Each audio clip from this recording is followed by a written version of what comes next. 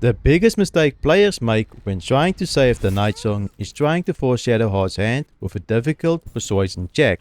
The most reliable way to get Shadowheart to spare the Nightsong is to simply trust her. If your approval is high, staying silent and letting her choose will result in her throwing away the Night Spear every time. Here is the exact setup to ensure she defies Shar. Before you jump into the Shadow Pool, you must understand this is a hard point of no return. Entering this area will automatically complete or fail several quests, including rescue the Tieflings and find Zephlor questline. If you haven't cleared the Moonrise Towers or checked on the last light inn, do it before you enter the water, or those NPCs will be lost forever. To trigger the choice, you must have the Spear of Night from the Library of Silence in the Gauntlet of Shar. Additionally, you must defeat Balthazar.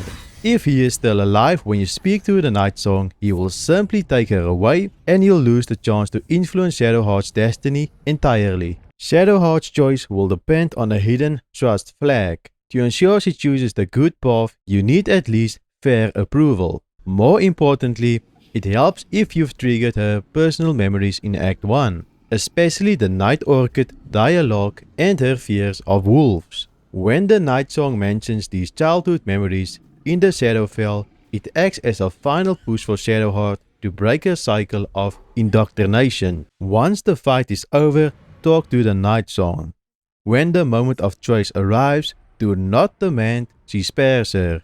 Instead choose, trust Shadowheart to do what is right, point out that the Nightsong knows something about Shadowheart's past, and lastly, choose to remain silent.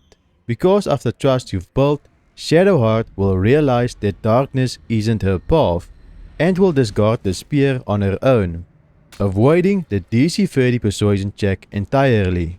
But what happens if you fail, or choose the Dark Justier path? If the Nightsong dies, the consequences are immediate and catastrophic. Without her life force, the protection around the last light inn collapses.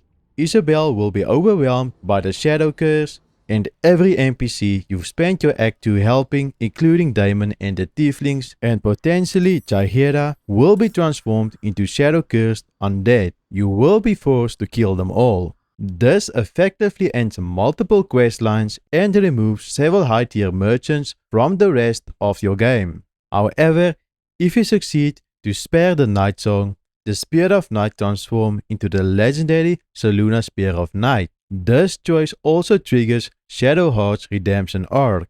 Shortly after, she will undergo a visual transformation, adopting white hair to honor her new path. You'll also secure the Nightsong and Isobel as powerful allies for the final battle in Act 3, making the endgame significantly easier. If this Baldur's Gate free guide has helped you get Shadowheart to spare the Nightsong, make sure to leave a like.